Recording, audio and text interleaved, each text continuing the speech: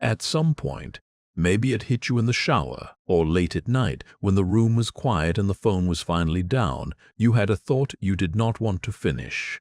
Something like, where did the time go? Not in a nostalgic way, not with warmth, with a kind of quiet alarm that you swallowed quickly and did not examine too closely because examining it felt like standing at the edge of something you were not ready to look down into. The year is further along than it should be. The thing you said you would start this year has not started. The version of your life you have been carrying in the back of your mind as the destination, the one where things feel more purposeful, more alive, more like what you actually wanted, is still back there, still waiting, still theoretical. And the strange part is that nothing catastrophic has happened. You have not made a single enormous, irreversible mistake. You have not been lazy in any obvious, embarrassing way. You have been busy. You have been trying. You have been meaning to get to the real things. It is just that the real things keep getting pushed to a horizon that moves at exactly the same speed you walk toward it. This audiobook is about that. Not about dramatic failure, not about the people who obviously, visibly destroyed their own lives through clear bad choices. This is about something quieter and more universal, and in many ways more dangerous, because it is invisible enough to be denied for a very long time. It is about the slow, ordinary, completely unremarkable way that a life can slip through without ever fully being lived, without any single moment you could point to as the turning point, without anything to blame except the accumulation of small, forgettable, individually harmless choices that somehow add up to a life that never became what it was supposed to. This is about the waste that happens without witnesses, without drama, without anyone noticing, least of all you, until a lot of time has already passed. Chapter 1. The Slow Leak. There is a particular kind of loss that does not feel like loss when it is happening. A dramatic loss announces itself. You know when it arrives. It has weight, presence, a clear before and after. You grieve it. You mark it.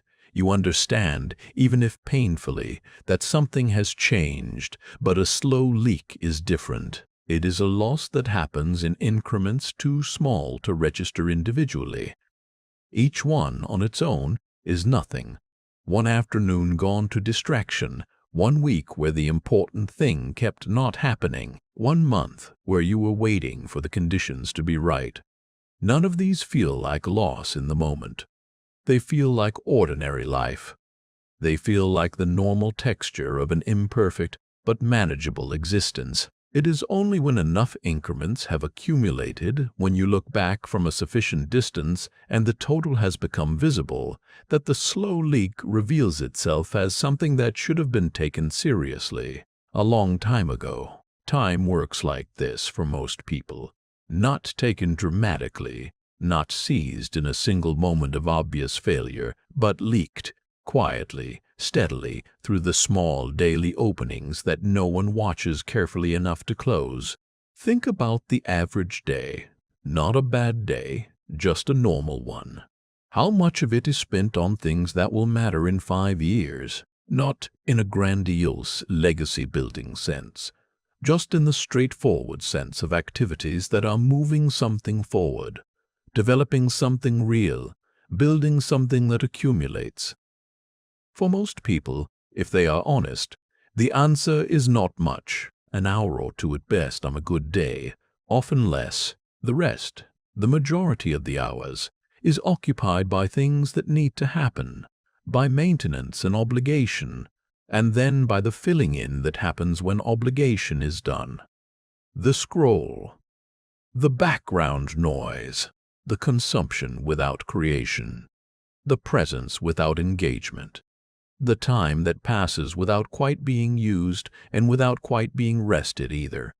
Just passed. This is not failure. It does not look like failure from the inside. From the inside, it looks like a reasonable balance. It looks like taking necessary breaks. It looks like the ordinary management of a busy life. The leak is invisible because each individual drop is invisible, and because the alternative, genuinely accounting for where the hours go and what they are building, is uncomfortable enough that most people avoid it with the same automatic efficiency with which they avoid other uncomfortable truths. The slow leak continues precisely because it is never measured. Because the individual moments that constitute it are too small and too ordinary to trigger alarm. Because the day it becomes visible, the day the accumulated cost becomes undeniable, is always far enough away that the urgency of stopping it now does not feel real, until it is not far away anymore. Chapter 2. The Distraction Economy and the Life You Traded for It. Something specific happened over the last 15 years that changed the stakes of ordinary distraction in a way that most people have not fully reckoned with. Distraction became extraordinarily good. This sounds almost trivial, but the implications are not trivial at all. For most of human history, distraction was limited by the quality of available distractions. The alternative to engaging with your own life was not very compelling compared to actually living it. Boredom was uncomfortable, but the escapes from boredom were modest enough that they did not compete seriously with the deeper satisfactions of genuine engagement, creation, and progress. This is no longer true. The entertainment, social media content, and stimulation available to anyone with a phone in 2026 is more compelling, more perfectly calibrated to the brain's reward systems, more immediately gratifying, and more infinitely renewable than anything human beings have had access to at any point in history. It is not just better than the distractions of previous generations. It is better, in the immediate neurological sense, than almost anything the actual conduct of a real life offers. Real life, honestly considered, is slower, less immediately rewarding, filled with friction and uncertainty and the grinding effort of things that do not produce instant feedback. Building something real, a skill, a relationship, a body of work, a version of yourself worth becoming, is a process measured in months and years, with progress that is often invisible in the short term and resistant to the kind of immediate validation that the dopamine economy delivers in seconds. The phone offers something different. Instant, variable, calibrated to produce just enough reward to keep you there, designed by some of the most sophisticated behavioral scientists alive to be as close to irresistible as technology can currently make it, and it is available every moment of every day, requiring nothing, no effort, no skill, no tolerance of discomfort to access. Against this, your actual life is competing, and your actual life is losing. Not because your actual life is not worth living, but because it was not designed to win a competition with industrial-grade distraction engineering.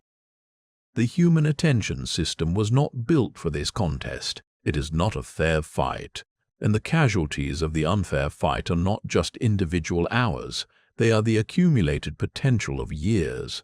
Here is what the distraction economy costs at scale. Every hour spent in low-quality consumption is an hour that was not spent building the thing you keep saying you will build.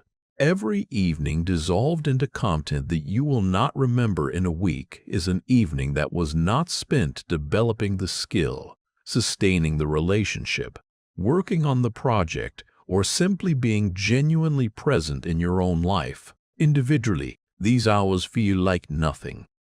Accumulated across months and years, they are the difference between a life that built something and a life that meant to. The tragedy is not that people enjoy distraction.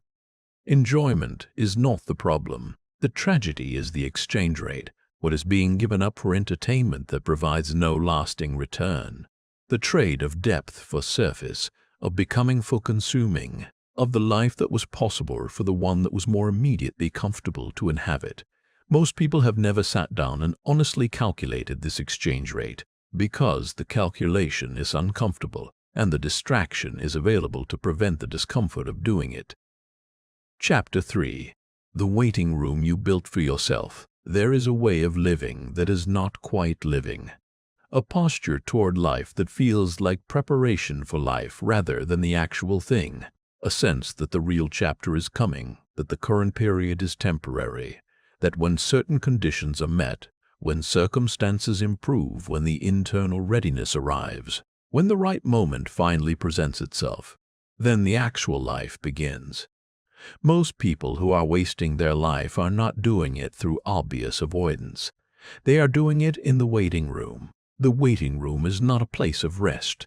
It is not even comfortable, not really. It is a place of suspended intention, where the desire for a different life is real and present, and the movement toward it is consistently deferred, where the person is neither fully accepting of where they are, nor fully committed to changing it. Neither here nor there. Waiting. The waiting room is seductive because it allows for the preservation of possibility without the risk of attempt.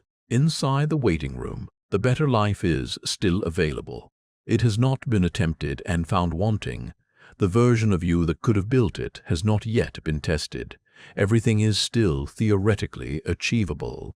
The waiting room is a space of protected potential, and protected potential, as painful as it is preferable to the specific pain of trying and finding out what you actually are. But the waiting room has a cost that accumulates with brutal consistency, regardless of whether you are aware of it. Time passes in the waiting room at exactly the same rate it passes everywhere else. The years do not pause while you gather readiness, the window for certain things, the energy of youth, the particular openness of a specific season of life, the opportunities that exist at a particular intersection of circumstance and timing does not remain open indefinitely. It narrows, quietly without announcement. The costs of waiting increase while some of the options that would have been available earlier quietly close.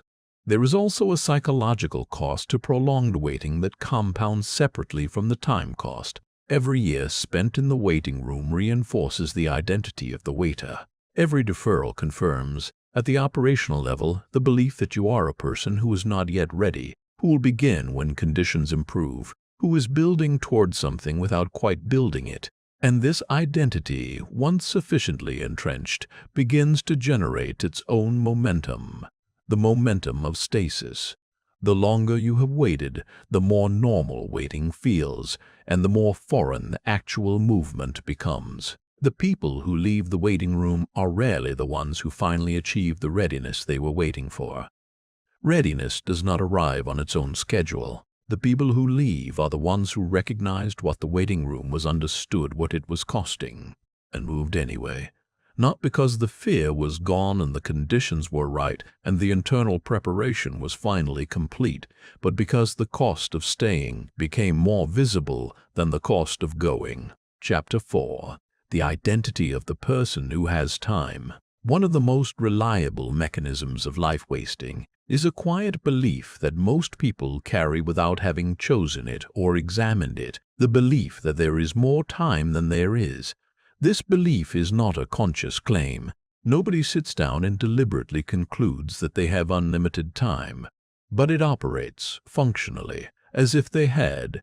It manifests in the consistent treatment of the important things as things that can be addressed later, in the allocation of the best hours to whatever is most immediately demanding rather than what is most genuinely important, in the assumption, operating below the level of awareness, that the version of life you are working toward is available on a timeline that extends further than it actually does. This belief is maintained by youth, by health, by the absence of clear evidence that time is finite in a personally relevant way. When you are young and physically well and have not yet encountered the specific losses that make time's passage undeniable, the theoretical knowledge that life is finite remains exactly that, theoretical.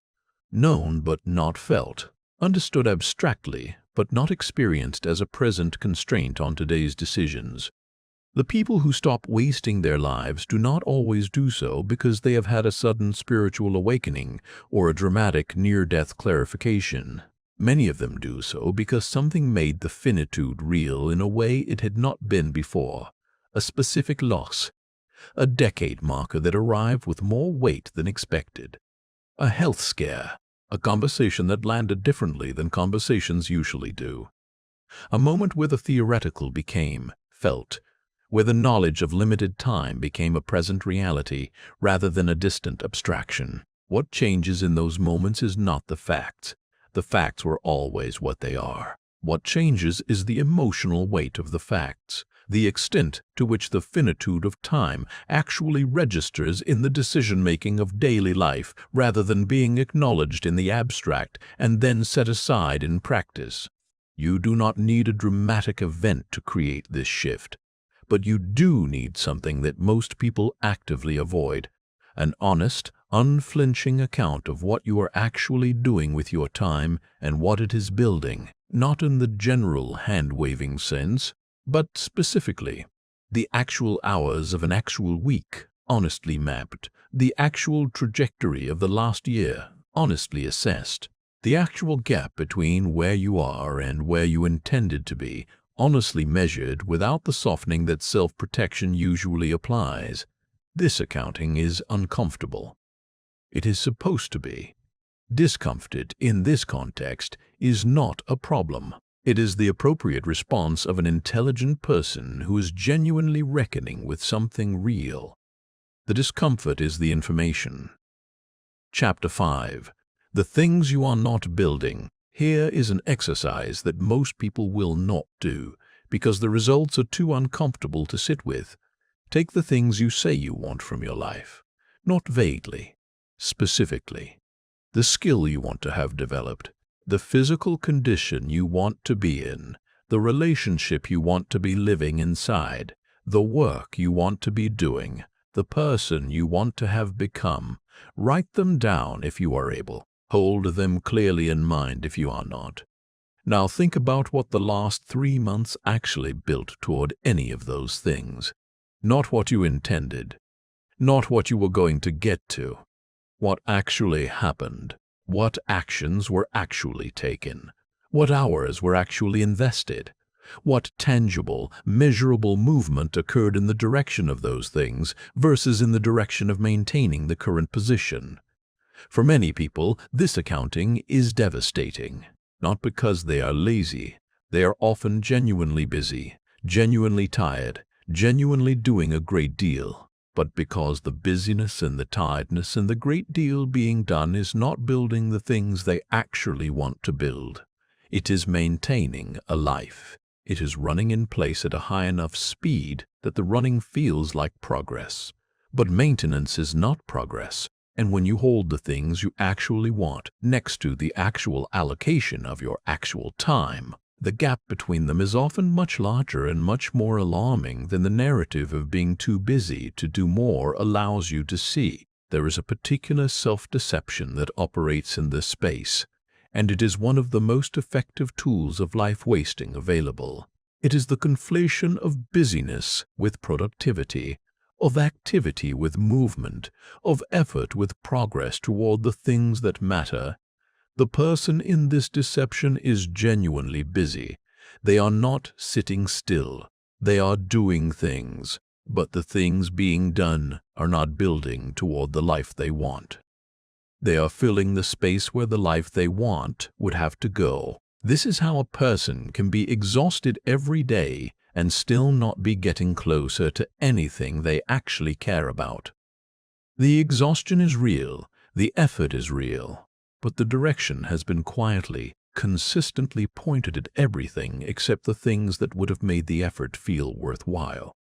The things you are not building are not waiting patiently. They are not frozen in time while you attend to everything else.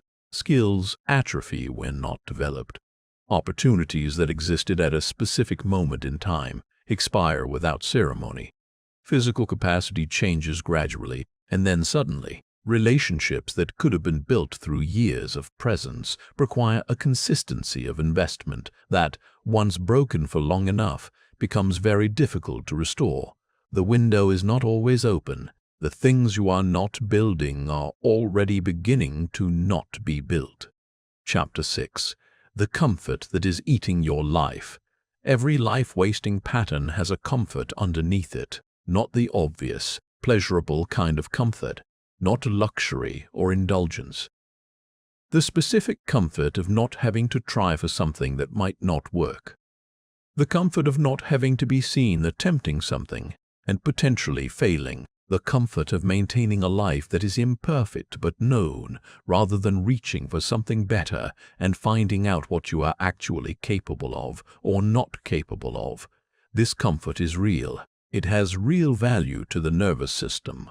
It provides real relief from the specific anxiety of genuine attempt, and it is available in the immediate moment in a way that the rewards of genuine effort are not. The comfort of not trying is available now. The reward of having tried is available much later and only conditionally, only if the attempt succeeds, or only if the person has developed a relationship with their own effort that allows them to value the attempt itself regardless of outcome. Most people have not developed that relationship. They are functionally waiting for the guarantee before they will invest the full effort.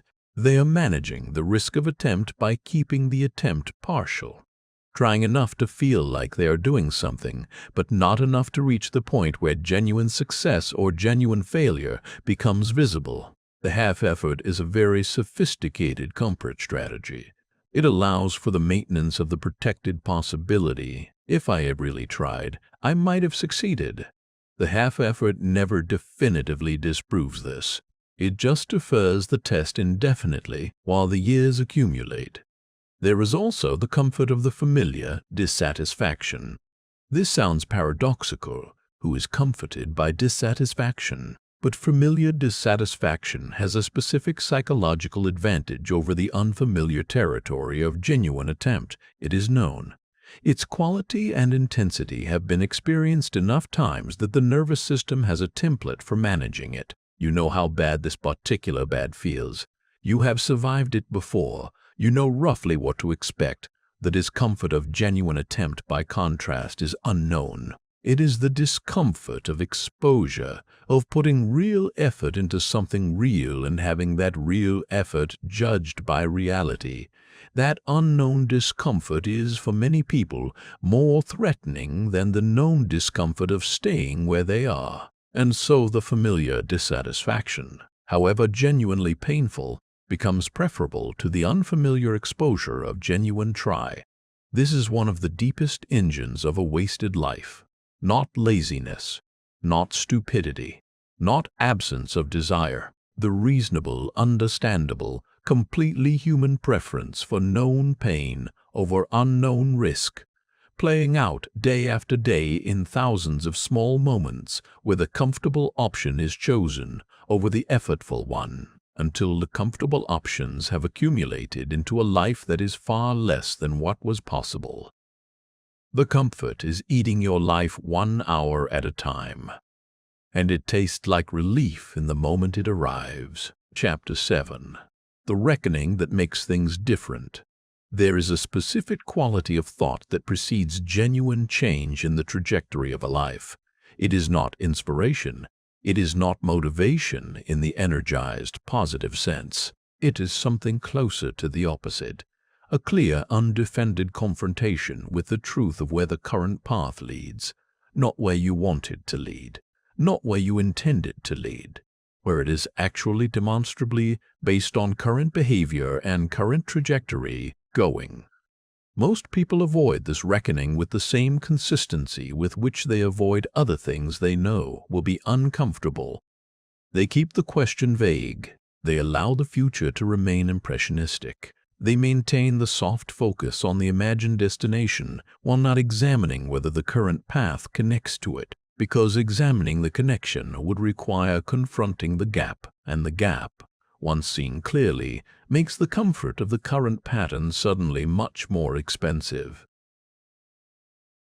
The reckoning is not a single event. It is a way of relating honestly to your own time and choices that most people adopt only after something has forced the honesty, after a loss, or a birthday that arrived with more weight than expected, or a conversation, or a moment of comparison that was too direct to rationalize away. But the reckoning does not require a forcing event. It requires only the willingness to look, specifically, honestly, without the softening of self-protection, at what the accumulation of current choices is building toward, not toward what it is intended to build, what it is actually demonstrably building when the behavior of recent months and years is the evidence. This willingness is rare, not because people are incapable of honesty, but because the reckoning once begun makes comfortable non-action very difficult to maintain. And comfortable non-action has been serving a purpose, protecting against the anxiety of genuine attempt, the exposure of real effort, the risk of finding out what you actually are when you are fully trying. The reckoning dismantles those protections. It makes the cost of staying visible in the same frame as the cost of changing, and forces a comparison that comfortable vagueness was preventing. And for people who are genuinely capable of more than they have been building, this comparison is not close. The cost of staying, the cumulative loss of the life that was possible, is far larger than the cost of the discomfort of genuine attempt. Seeing this clearly, not as a concept but as a felt reality, is the beginning of a different relationship with your own time. Chapter 8. The urgency that is not panic. Here is the distinction that matters most in this entire audiobook, and it is one that is easy to get wrong. The urgency of not wasting your life is not the same as panic. It is not the frenetic, anxious scramble that comes from suddenly feeling behind, suddenly measuring yourself against others, suddenly trying to compress years of unlived life into a frantic burst of activity that burns hot for a few weeks and then collapses back into the same patterns. That version of urgency is available, and it feels like the right response to the reckoning. But it is not. It is the discomfort of the reckoning being converted back into motion that looks like change without actually being change. A performance of urgency that dissipates the uncomfortable energy without addressing the underlying patterns that produce the waste in the first place. Genuine urgency is quieter. It is a permanent, low-grade shift in the way the present moment is valued. A change in the emotional weight assigned to ordinary hours. Not just the dramatic milestone hours, but the Tuesday afternoon, the Thursday evening, the ordinary Saturday that would previously have dissolved into distraction without resistance. A recognition that these hours, individually insignificant, are in aggregate the total substance of a life. That there is no separate, special category of hours where the real living happens. These are the hours. This is the material. Genuine urgency is what produces the small, consistent, undramatic redirections that actual change is made of, not the grand gesture, not the complete life overhaul that impresses for a moment and then proves unsustainable. The quiet, repeated choice to be where you said you wanted to be going, even when nothing about it is exciting, even when the discomfort is present, even when the familiar comfort of the default is available and appealing. It is also worth saying directly, it is not too late. This is not a eulogy for a life that has already been lost. The time that has passed. That part is true and should be felt honestly rather than dismissed. But the time remaining is not diminished in its value by what came before it. The next year is not worth less because the previous years were not fully used. The next hour is not worth less because the previous hours were not fully used. What changes with genuine urgency is not the dramatic acceleration of output or the frantic catching up with an imagined ideal timeline. What changes is the relationship with the present moment, its weight, its realness, its irreplaceability. The ordinary day begins to be seen for what it is, not a placeholder before the real life starts. Not a maintenance period between the important moments, not a backdrop to the screen, but the actual substance of the only existence you have. The real life is not coming later. It is not waiting behind the completion of the preparation, the achievement of the right conditions, the arrival of the motivation that finally makes it feel easy. It is this, the texture of today, the quality of this evening, the presence or absence of genuine engagement with the hours as they actually pass. The question is not whether you will eventually live it. The question is whether you are living it now. Chapter 9. What you still have time to build.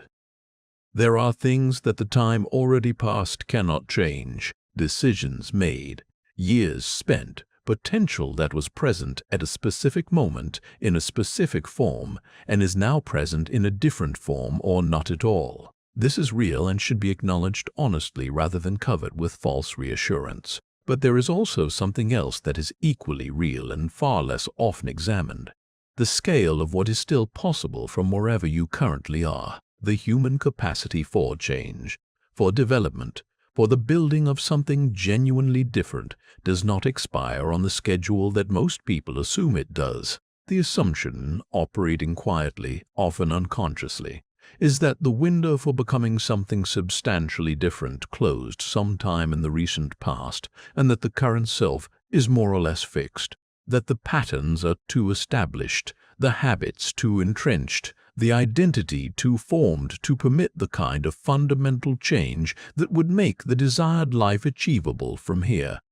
This assumption is incorrect, not in the inspirational, everything is possible sense. In the neurological, behavioral, and biographical sense, human beings continue to change meaningfully across the full span of adult life. Skills continue to develop, with practice, at any age past the expected peak. Identities genuinely shift when the experiences generating them shift. Patterns that have been running for decades can be interrupted, redirected, and replaced with patterns that have been running for months, if those months are used with sufficient intention. What this means practically is this: the life that is still possible from where you are right now.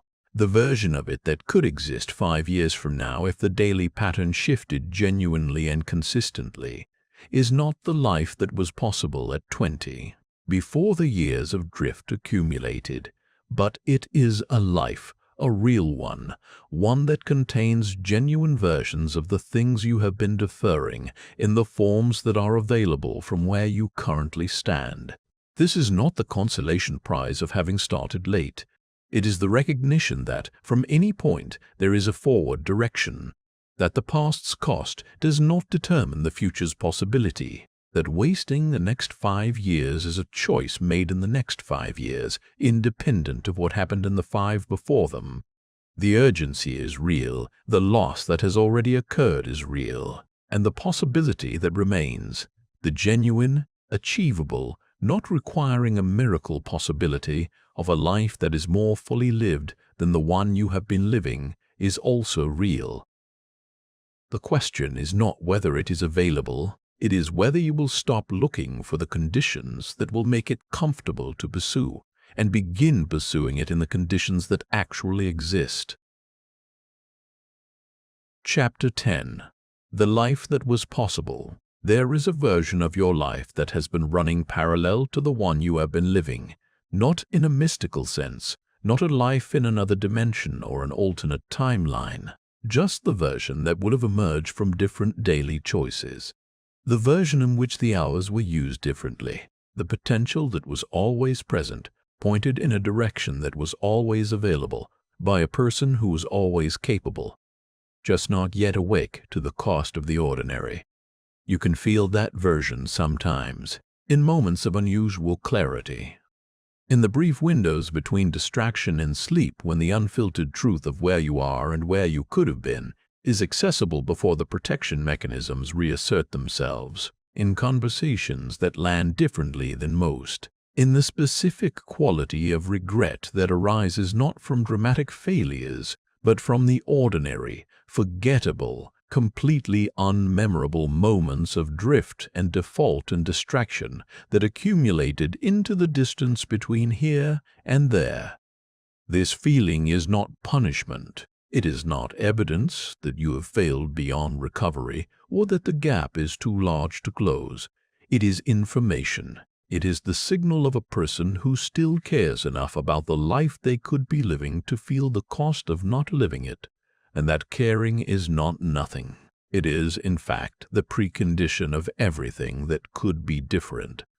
The people who waste their lives entirely are not the people who feel this. They are the people who have stopped feeling it, who have numbed the signal through sufficient distraction or rationalized the gap into non-existence, or simply stopped holding the possible version of their life close enough to measure the actual distance. You are still measuring the distance. That matters. The life that was possible is still, in the forms available from here, possible. Not as a destination you arrive at by suddenly becoming a different person, as a direction you begin moving in by becoming more honest with the present person, more honest about what the hours are building, what the patterns are producing, what the comfort is costing, and what the ordinary days of an ordinary life are in aggregate for. They are for living, not for later.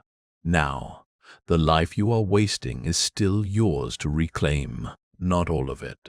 Some of it was spent, and that part is gone, and the honest grief of that is appropriate and real. But the hours ahead of you, the days that have not yet been lived, the potential that is present right now, in the specific form available to you at this specific point in your life, that is not gone. It is waiting, not indefinitely, not with the patience of something that will always be available. But it is waiting, and the only question that has ever mattered is whether today is the day you stop making it wait.